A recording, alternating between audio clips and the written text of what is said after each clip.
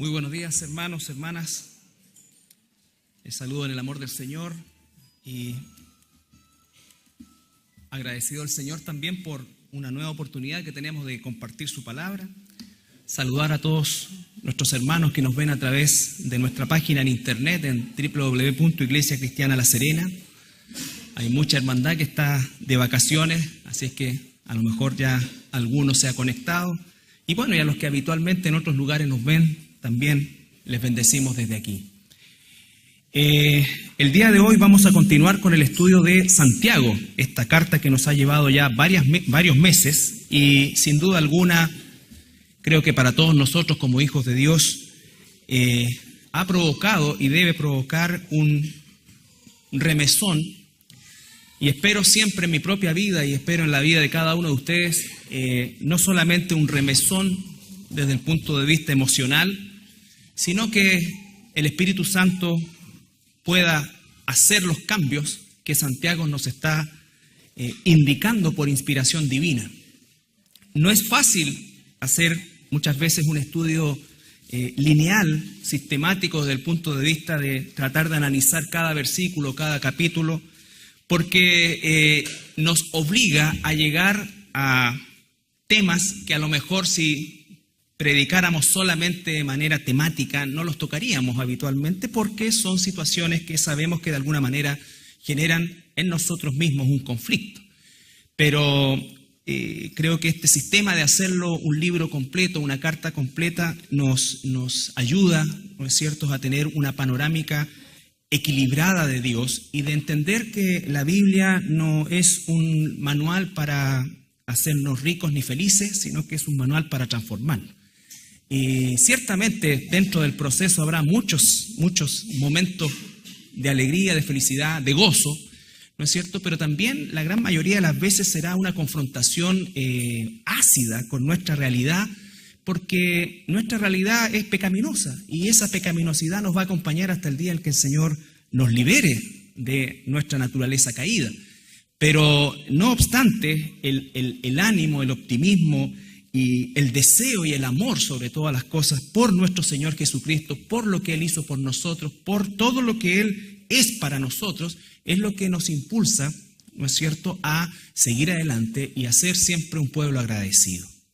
Un pueblo agradecido. Vamos a ir a Santiago capítulo 5, comenzamos este capítulo y vamos a leer la primera sección que va desde el versículo 1 al 6 y es una sección muy difícil, como lo ha sido toda la carta, pero esta en especial y ya vamos a ver por qué.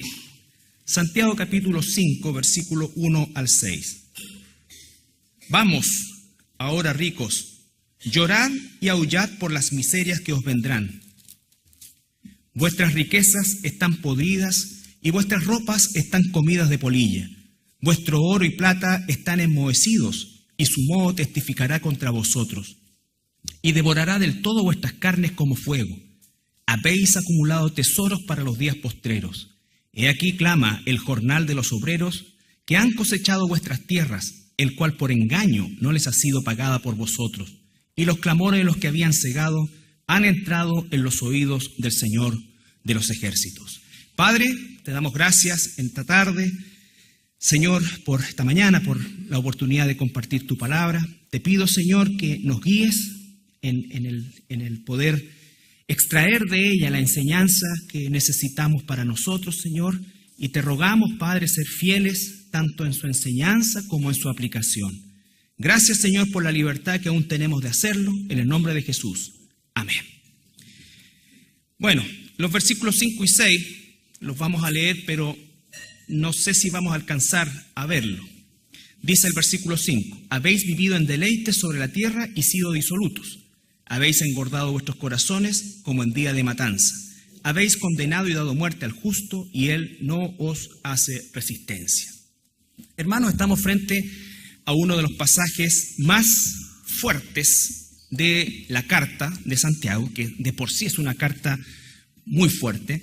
Y recuerden que la temática de Santiago o la forma en cómo Santiago está exponiendo es principalmente el hecho de que nos da señales externas y de vida de lo que es un verdadero cristiano.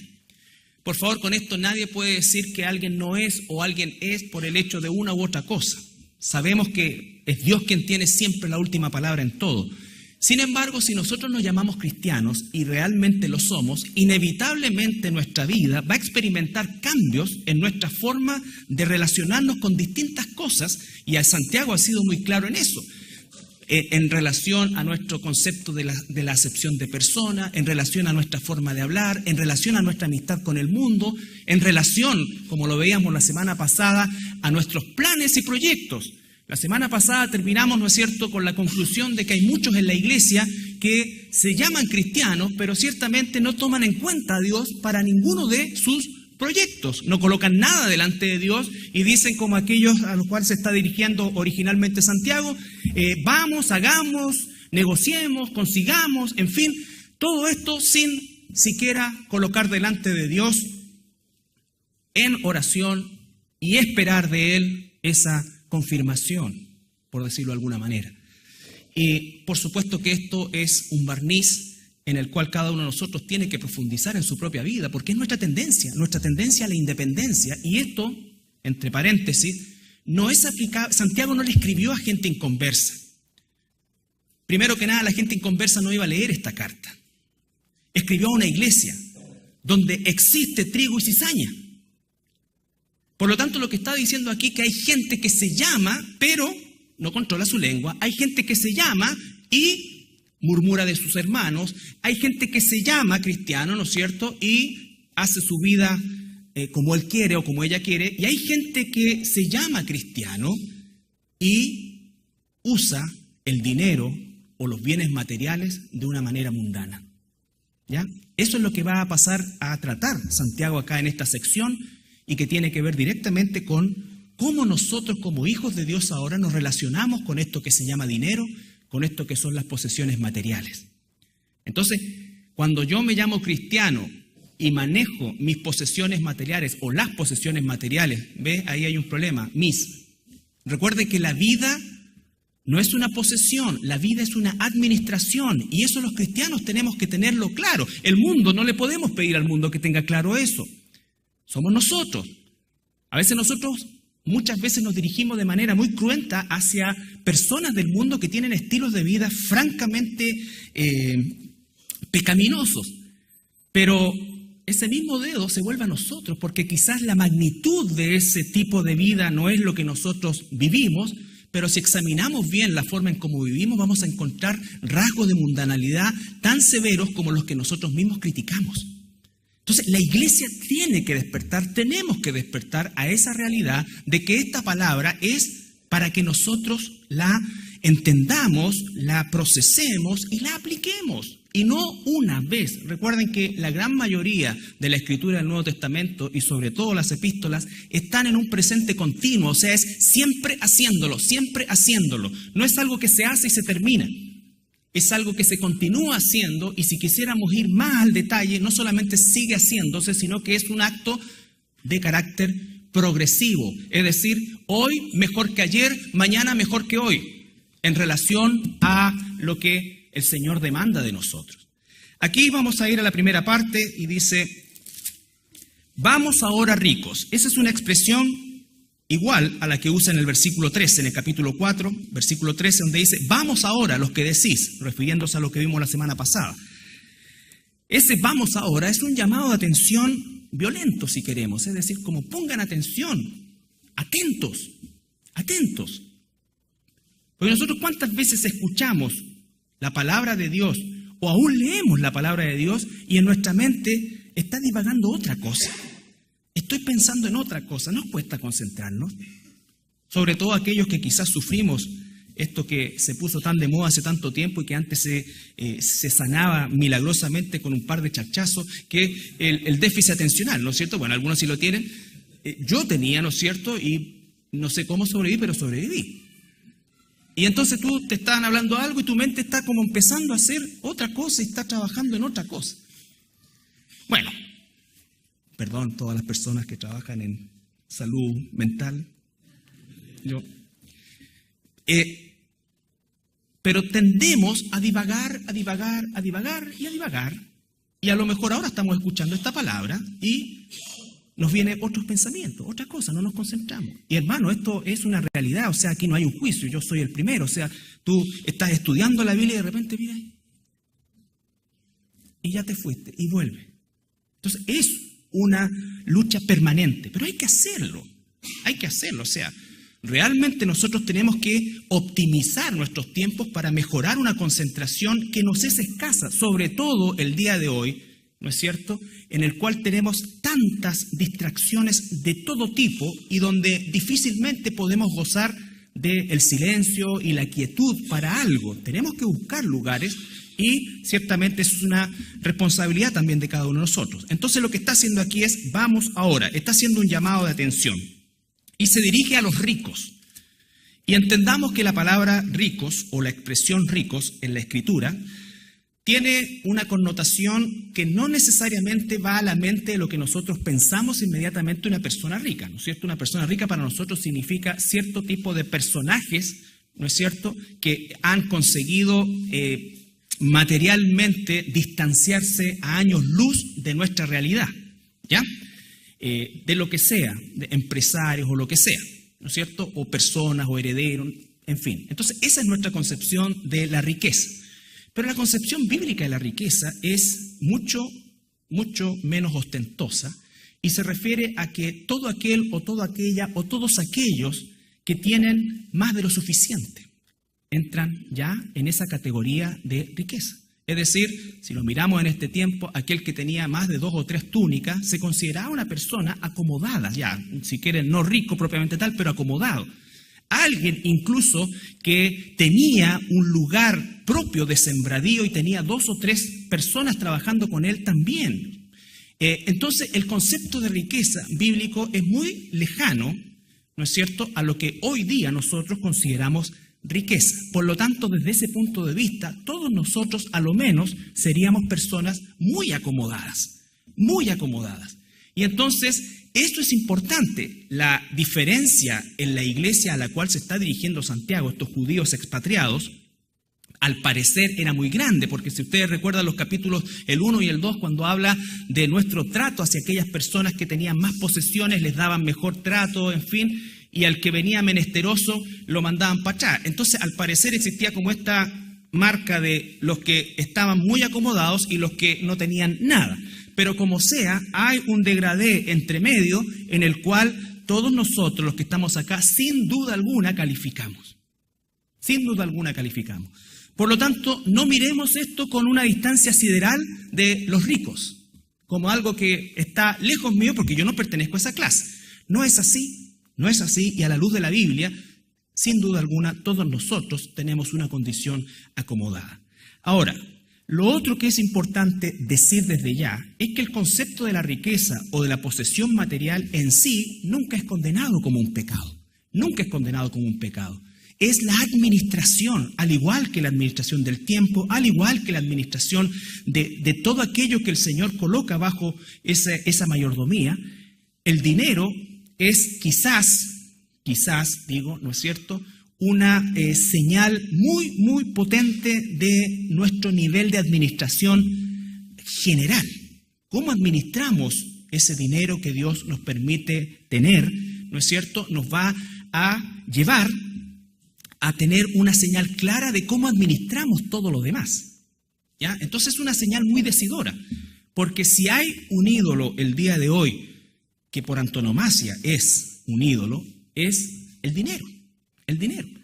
Y si tenemos más encima, dentro del, entre comillas, llamado cristianismo, personajes que empujan al rebaño hacia esa tendencia, nos vamos a encontrar que el tema de la riqueza y del dinero y del amor al dinero está enquistado en el cristianismo más de lo que nosotros pensamos, más de lo que nosotros creemos y más de lo que nosotros vemos.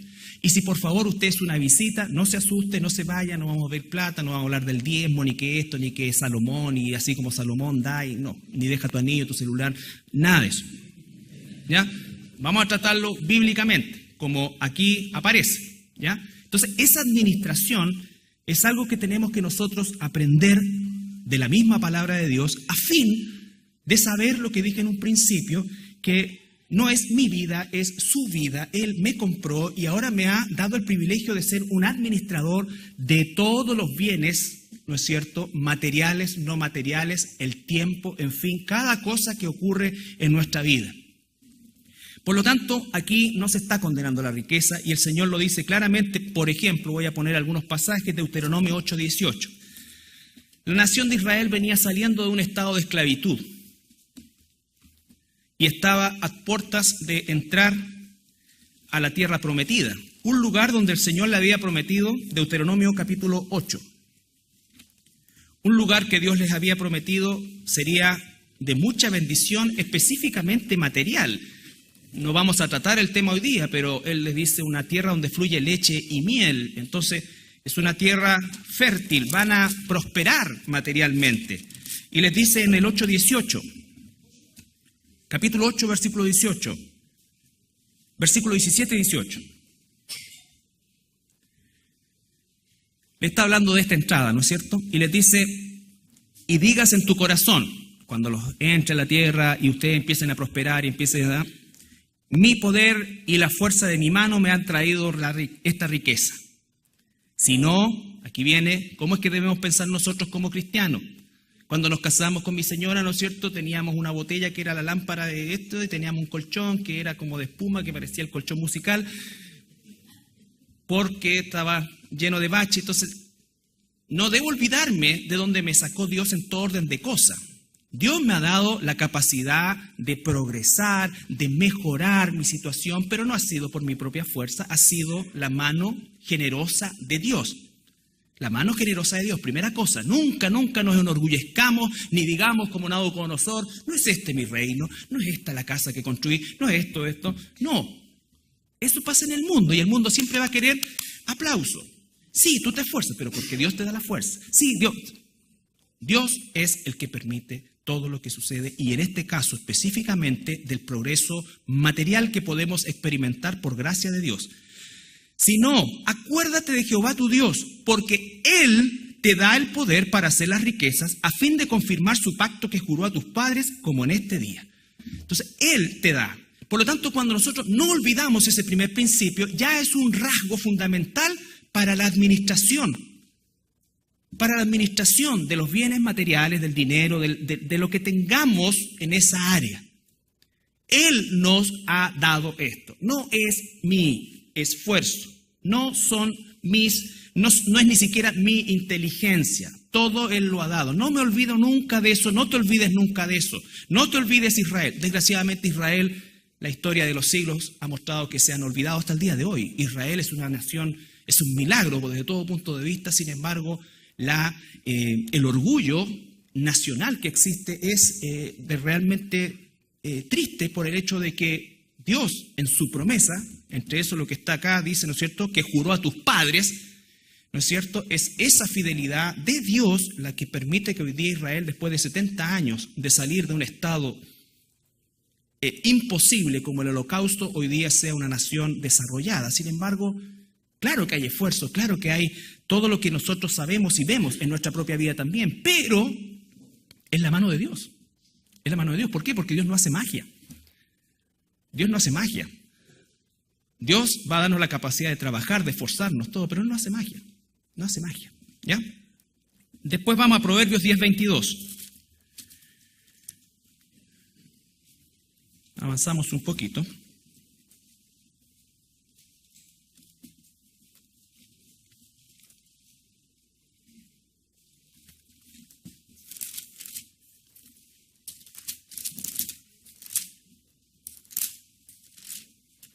Proverbios 10:22.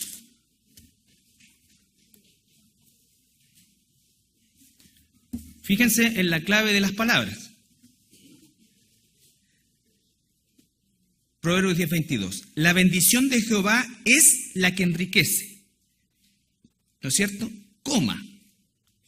Y no añade tristeza con ella. La palabra tristeza, ¿no es cierto? Para nosotros significa una cosa, un sentimiento, una situación emocional bien específica. Pero la palabra en hebreo, cuando se traduce la palabra tristeza, recuerden ustedes que las palabras en hebreo generalmente significan muchas cosas y dentro de un contexto, que incluye, por cierto, la tristeza, pero habla también, por ejemplo, en la palabra en el original, la ansiedad, ¿no es cierto? Tristeza, ansiedad, avaricia.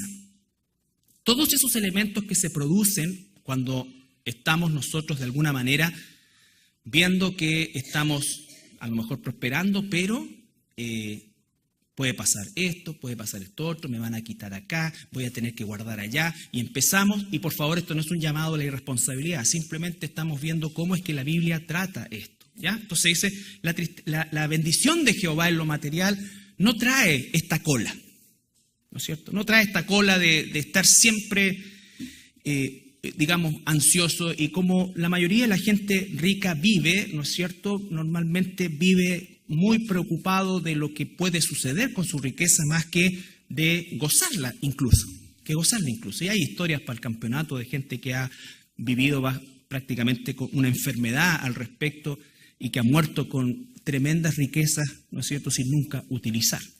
Pero el tema es, ¿no es cierto?, que Dios no lo condena. 1 Timoteo 6:10.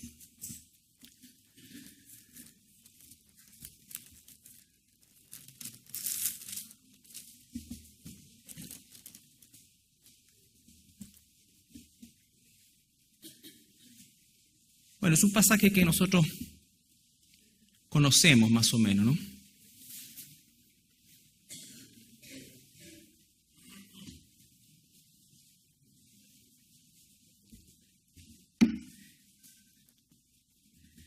Porque raíz en realidad no hay un artículo, de todos los males es el amor al dinero, el cual codiciando algunos se extraviaron de la fe y fueron traspasados de muchos dolores. ¿Ven el contraste con Proverbios? Dice, el Señor da riquezas justas, ¿no es cierto? Y no añade estrés, no añade tristeza, no añade ansiedad, no añade avaricia. En cambio acá dice que cuando amamos el dinero, se produce ¿qué cosa? Codicia, extravío, dolores, muchos dolores. Entonces, ¿es importante? Claro que es importante. De hecho, todos lo deben saber, o algunos de ustedes lo deben saber. En la Escritura, el Señor Jesucristo, en los Evangelios y en la Biblia en general se habla el doble del dinero y sus usos que de... Pero eso no es para decir, viste, para Dios el dinero y tenéis que dar. No, es porque puede llegar a ser tan corrosivo, tan destructivo, que el Señor nos tiene que advertir sobre eso permanentemente. Vuelvo a insistir, al pueblo de Dios, no al mundo, a nosotros. Que Dios nos permite vivir en este mundo, que nos permite recibir un sustento, que nos permite hacer progresos materiales, que nos permite muchas cosas y muchísimo más de lo que necesitamos. ¿No es cierto? ¿Es un pecado eso en cuestión? No. Pero si nosotros administramos mal, vamos a terminar, como dice acá, codiciando, extravío de la fe y traspasado por muchos dolores. Entonces, primera cosa, cuando se está refiriendo a el dinero o a las riquezas o los ricos en este caso, se está refiriendo al tipo de persona, como en la parábola del sembrador, que la tercera tierra, ¿se acuerda? Antes de la tierra buena, dice que es una tierra donde se siembra y florece un poco y parece como que va a prender, pero los afanes de la vida y el engaño de las riquezas lo ahoga. No dice que lo mata, dice lo ahoga. O sea, esa persona puede estar asistiendo a una iglesia, puede participar incluso en una iglesia, pero está ahogado y nunca va a progresar espiritualmente y quizás no se ha convertido siquiera, si es que las riquezas son su Dios. Entonces, eso como primera cosa, los ricos que están acá son personas que sin duda alguna Santiago tenía información, por eso no se olviden que venimos del capítulo 1, en el cual existen este tipo de personas que además esclavizaban, si se recuerdan, a sus propios hermanos. Entonces, dentro de la iglesia, el problema no es que haya personas que tengan más que otras. El problema es, incluso en aquellos que tienen menos, supuestamente, es el mismo patrón de administración, porque esto no tiene que ver con cantidad, esto tiene que ver con administración y tiene que ver con disposición. ¿Recuerdan el ejemplo de Jesús? La mujer que echó 2 blancas en el templo, ¿no es cierto? ¿Qué fue lo que dijeron los otros? Prácticamente no dio nada, pero Jesús puso ahí porque en su corazón en verdad estaba dando lo mejor de sí. Dando lo mejor de sí, ¿ya? Entonces, no se trata de cantidad, se trata de una disposición y de un corazón realmente o permanentemente monitoreado, que el amor al dinero no entre en nosotros, no entre en nosotros. Segunda cosa, ¿no es cierto? ¿Y en qué? Volvamos a Santiago. ¿Y en qué entonces estaban estas señales de esta gente que estaba en una iglesia y hacía un manejo de los bienes de manera pecaminosa? Porque dice después: he aquí clama el jornal de los obreros que han cosechado vuestras tierras, el cual por engaño, versículo 4, no les ha sido pagado por vosotros. Y los clamores de los que han cegado han entrado en los oídos del Señor de los ejércitos. Entraron ahí. Tercera situación de pecaminosidad en el uso de los bienes. Habéis vivido en deleite. ¿Se dan cuenta que es un hilo conductor bien sabido? Acumulamos, pagamos lo menos que podamos, ¿no es cierto? No nos interesa que la gente esté como esté, y si es posible les robamos, le hacemos descuento, ¿no es cierto?, por aire, respirar en el galpón, entonces eso tiene un costo. Y hacemos nosotros, o la persona esta, vive de una manera absolutamente despreocupada y en sus propios deleites, para sus propios deleites. O sea, no hay ninguna intención de ayudar, de compartir, nada. Por eso es que dice aullad al principio, aullad, porque cuando llegue eso que ya llegó al oído del Señor, el juicio va a ser terrible, ¿sí? Pero primero que nada, los que nos llamamos cristianos y que somos cristianos y que Dios nos ha bendecido con un progreso material, con un desarrollo material, tenemos que pensar bien que lo que estamos recibiendo es algo para administrar, no es algo para acumular, es algo para ahorrar, es algo para ser precavido. La Biblia dice primero y da un cierto orden, ¿no es cierto? Primero, que dice en 1 Timoteo, ¿no es cierto? Tengo que proveer por mi familia, porque el que no provee para su familia es peor que un incrédulo. No se trata de decir, mira, estoy ayudando acá, y mis hijos y mi esposa no son materialmente cubiertos. Hay un orden. Pero después, ¿cómo es que comenzamos a ocupar los excedentes? Hay cosas que hay que hacer, hay cosas que se tienen que renovar. Todo eso entra dentro de un grado de normalidad. Pero hay educación, ¿no es cierto? En nuestro país la educación es carísima, ¿no es cierto? Y por lo tanto tenemos que hacer esfuerzos para eso. Entonces hay cosas que son ciertamente parte de nuestra realidad, incluso el esparcimiento. Pero vuelvo a insistir, el corazón de cómo hacemos las cosas. Y cuando Dios nos sigue prosperando y ya hemos cubierto más de nuestras necesidades, ¿qué hacemos? No nos dirigimos al reino de Dios necesariamente, y lo hablo por mí, me siento culpable, sino que comenzamos a pensar en nosotros y en seguir asegurando nuestro futuro, ¿no es cierto? ¿Qué dice el Señor respecto a cómo ocupar eso? Por ejemplo, en el Antiguo Testamento, en 1 Crónicas 29:3, el rey David, y esto no es incitar, 1 Crónicas 29:3.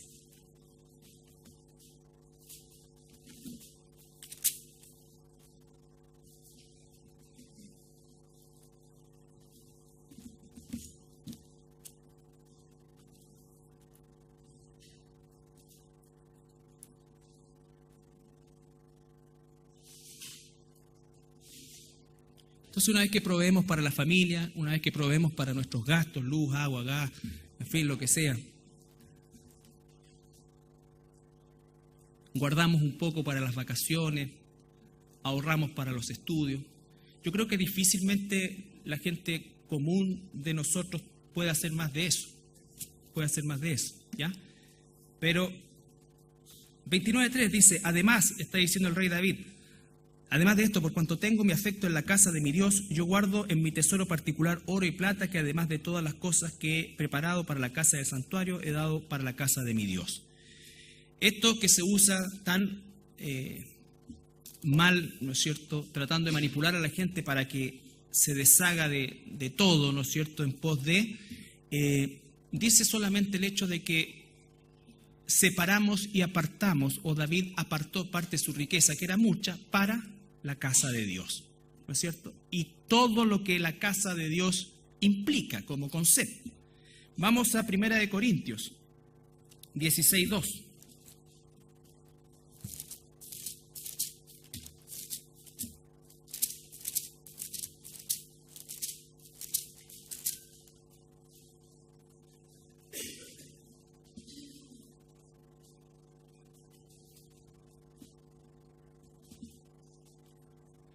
Cada primer día de la semana, cada uno de vosotros ponga aparte algo.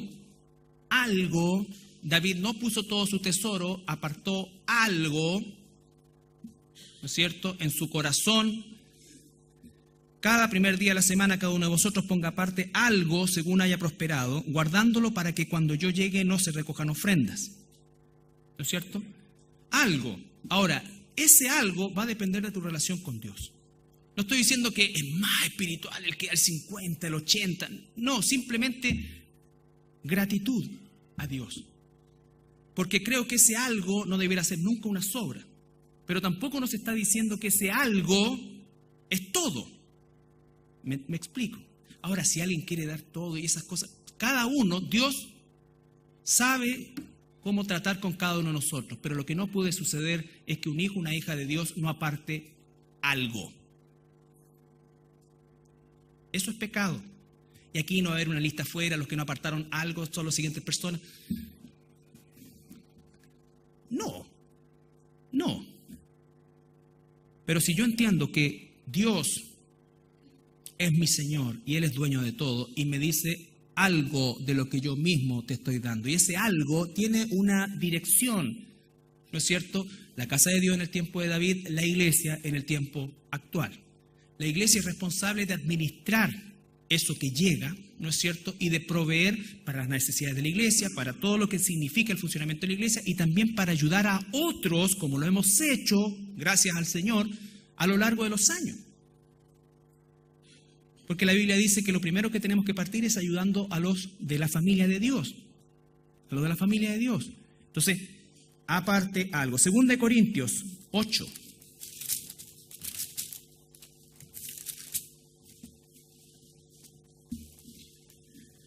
1 y 2.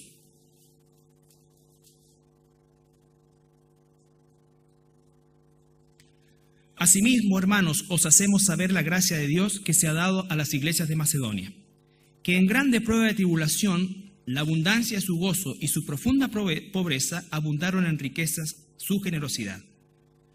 Pues doy testimonio que con agrado han dado conforme a sus fuerzas y aún más allá de sus fuerzas, pidiéndonos con muchos ruegos que les concediese el privilegio de participar en este servicio para los santos. ¿No es cierto? Para los santos. Entonces está hablando de el servicio para los santos, está hablando de la obra de Dios, está hablando del progreso, el avance de Dios. ¿No es cierto? El día de mañana, cuando el Señor levante familias misioneras, dentro de Chile, fuera de Chile, ¿qué vamos a hacer? ¿Los vamos a mandar para allá y que arréglatela como pueda? Que es como la tónica de las iglesias chilenas, porque hemos estado acostumbrados por décadas a que nuestros hermanos norteamericanos, ¿no es cierto?, financien todo, y yo le doy gracias al Señor, y no con un orgullo, sino con una gratitud a Dios y humildad de Dios, que no ha sido el caso acá, porque yo vi mucho de eso, vi cómo había gente llamada cristiana y que robaba, porque el hermano de Estados Unidos, ¿sabe qué? Venía y él entregaba, nunca pedía una boleta, no pedía nada, y creo que debiera ser siempre el camino. Pero ¿cómo lo estás haciendo tú en la administración? ¿Cómo lo está haciendo quien recibe eso? Hoy día nosotros tenemos la oportunidad de pensar en enviar misioneros, en poder hacer obra de expandir el Evangelio. Porque a veces me preguntan, bueno, pero ¿por qué otra iglesia? ¿Y sabes por qué? Porque hay muchos lugares que se llaman iglesia y no son iglesia. Y no son iglesia. Entonces la verdad tiene que ser expuesta. Y si Dios nos bendice a nosotros, en vez de hacer otras cosas, vamos, vayamos, hagamos.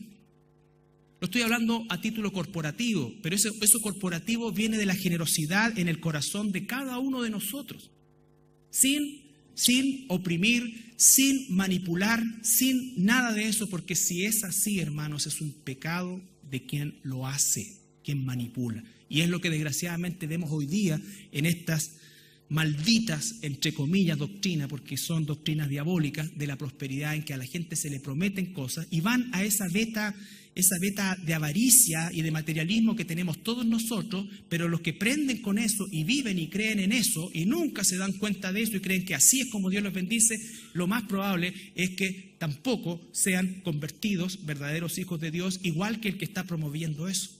Y creo en el Señor, en la esperanza de que hasta el último momento, aún el peor de los pecadores, Dios puede tener misericordia y convertirlo. Pero mientras no sea así, dice el Señor en su palabra, no os juntéis con ellos. Hay que denunciar, hay que ayudar a la gente a que abra los ojos, pero nosotros no somos los jueces de ellos y tenemos una orden de decir, no te juntes con ellos. Punto. Ni aún comas con ellos. Y eso es lo difícil para mí como pastor muchas veces, hermano, cuando se hacen estas suertes de reuniones donde tú estás en el mismo lugar con aquellos que sabes que están promulgando una doctrina de demonios. Una doctrina de demonios.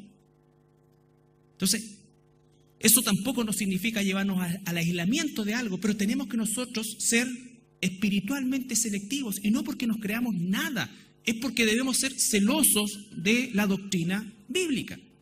De la doctrina bíblica, porque si no, nosotros nos pensamos hacer parte también, a lo menos, parte en la presencia de esos pecados. Entonces dice, apartar conforme a lo que Dios nos ha prosperado. En aquel tiempo los del jornalero pasaban al semanero. El semanero ya era un empleado más estable y recibía un dinero, y entonces nosotros puede ser mensual, quincenal, lo que sea, ¿no es cierto?, como sea el sistema, pero todo hijo de Dios debe considerar apartar para Dios y hacerlo de corazón, ¿no es cierto?, con gratitud y con esfuerzo, ¿ya? También, bueno, para hacer crecer el reino de Dios. ¿Y qué pasa entonces cuando lo que estoy diciendo yo comienza a ser pecado? En 2 de Pedro, lo que la Biblia dice. 2 de Pedro capítulo 2.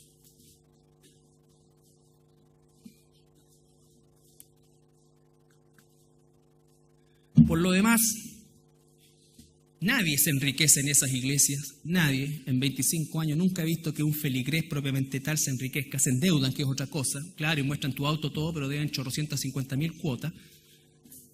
Y después les terminan a todos ellos, ¿no es cierto?, embargando cosas, todo eso. No existe eso, no existe, no he visto eso ni acá ni en los Estados Unidos. Pero sí los que lo promueven, que tienen para mí un poder satánico, ¿no es cierto? Porque uno piensa cómo una persona con 2 dedos de frente, ya medio dedo de frente, puede tragarse eso. Pero no solamente se lo tragan, sino que se lo digieren y lo hacen. Dice la palabra, pero hubo también falsos profetas entre el pueblo. Es decir, es una práctica antiquísima. Como habrá entre vosotros falsos maestros que introducirán encubiertamente herejías. Recuerde, esta es la clave, encubiertamente herejías, destructoras. ¿Cuál es una herejía destructora? ¿No es cierto? Dios te quiere rico, Dios te quiere sano, Dios no quiere que sufras, Dios no quiere esto, Dios no. Yo no sé exactamente qué es lo que quiere Dios para mí, pero lo que sí sé es que no es eso. ¿Ya? términos personales. En el 90% sé lo que Dios quiere porque está en su palabra. Estoy hablando de si voy para allá, no voy para acá. Orar a Dios para que Él muestre dentro de un marco. Encubiertamente herejías destructoras y aún negarán al Señor que los rescató, atrayendo sobre sí mismos destrucción repentina. Y muchos seguirán sus disoluciones, por causa de los cuales el camino de la verdad será blasfemado. Y ahí viene la clave. ¿Cuál es la clave o la raíz de todo esto? Y por avaricia harán mercadería de vosotros con palabras fingidas. Es decir, tú no eres mi hermano, tú eres un contribuyente. Tú significas, tienes un valor en plata. Tienes un valor en plata. Sobre los tales ya de largo tiempo la condenación no se tarda y su perdición no se duerme. ¿Ya? Su perdición no se duerme. No se engañen con la palabra rescató que dice ahí, porque no es rescatar, sino que es haber mostrado. Mostró, les mostró. A lo mejor en algún tiempo caminaron, como decimos nosotros, ¿no es cierto? La verdad que nunca fueron, pero parecía que eran. Hasta que se manifiesta su verdadero corazón. Todas estas personas parten como chiquitito y de repente tú vas como viendo, y no ves la mano de Dios y ya ves la herejía metida de frentón en esto. Ya ves la herejía metida de frentón. Entonces, de los tales es que debemos siempre cuidarnos. Muchas veces no se enseña lo maravilloso del dar por causa de que hay tanta vergüenza en el pueblo de Dios, por causa de tanto escándalo en este país, en nuestro país y en el mundo relacionado con el dinero y los televangelistas y los ¿no es cierto? A nivel local o a nivel internacional. Ha traído tanta vergüenza, como dice ahí, por causa de los cuales el evangelio será blasfemado. Entonces, ¿cuánto es que debemos cuidar esto? ¿Cuánto es que debemos cuidar esto? Nuestra forma de vivir y nuestra forma de relacionarnos con el dinero. Dios dice, ¿no es cierto? Los bienes, esto los da, pero yo tengo que saber administrarlo. Tengo que saber administrarlo.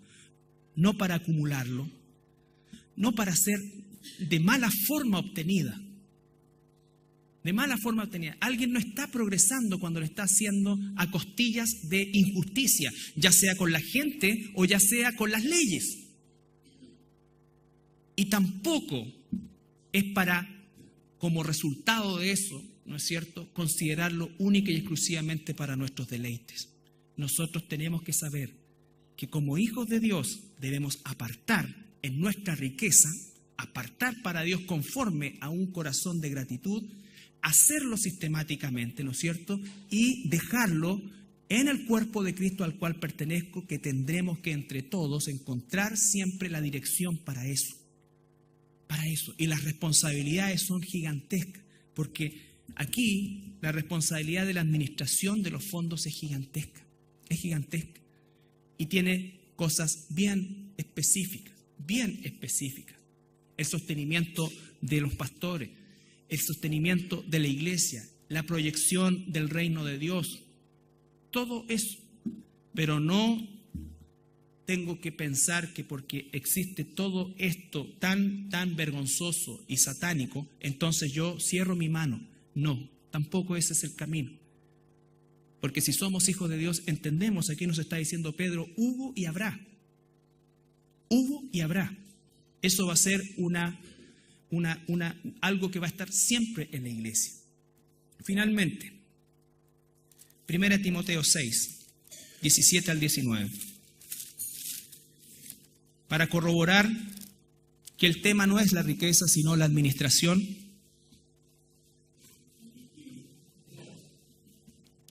Primera de Timoteo 6, 17 al 19. Y quizás, y con seguridad, conforme al contexto bíblico, nosotros estamos en esa condición.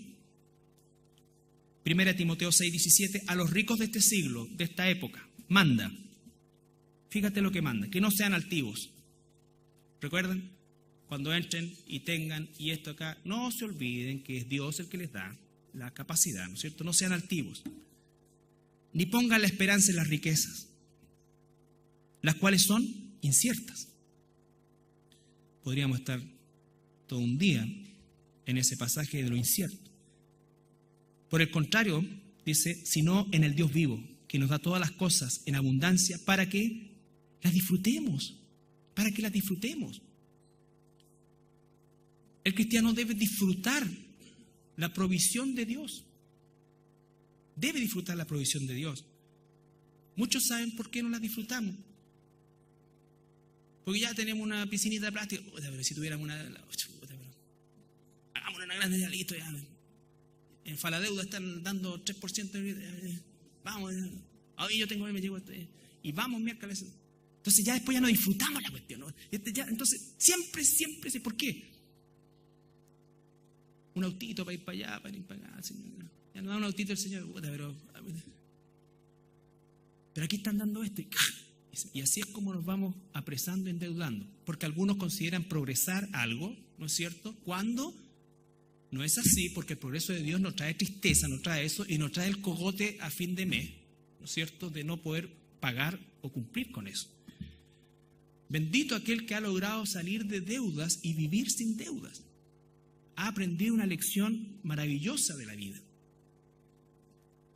Maravillosa de la vida, y tener que compartir con otros también, y que disfruta lo que Dios le ha dado. Nos da, dice, a los ricos de este siglo, no sean altivos, no acumulen, no consigan esta riqueza en base a estafa, ¿no es cierto?, sino que tengan un corazón generoso, dadivoso, y que las disfrutemos, dice. Y acá agrega el 18, que hagan bien, que sean ricos en buenas obras, dadivosos, generosos. Y eso es lo que dijo el Señor Jesucristo, hagan tesoros en el cielo. Aquí está la clave, atesorando para sí buen fundamento para lo porvenir, que echen mano de la vida eterna, Entonces, esa es nuestra esperanza, esa es nuestra riqueza, y tenemos que luchar contra lo otro, porque nuestra naturaleza carnal, la tendencia de nuestra naturaleza carnal va a hacer llevarnos hacia la avaricia, hacia el acumular, incluso hacia el no disfrutar. Entonces, si nosotros no disfrutamos, es como la historia del hombre que tenía guardado un tesoro en el patio de su casa durante muchos años, y un día se lo robaron y le dejaron en lugar del tesoro, le dejaron una piedra. Y el hombre lloraba porque le habían robado su tesoro y le habían dejado una piedra. Y el vecino le dice, pero ¿para qué lloras tanto? Si eso nunca lo ocupaste en nada, haz de cuenta que la piedra sigue siendo tu tesoro, tápala y vive feliz como siempre.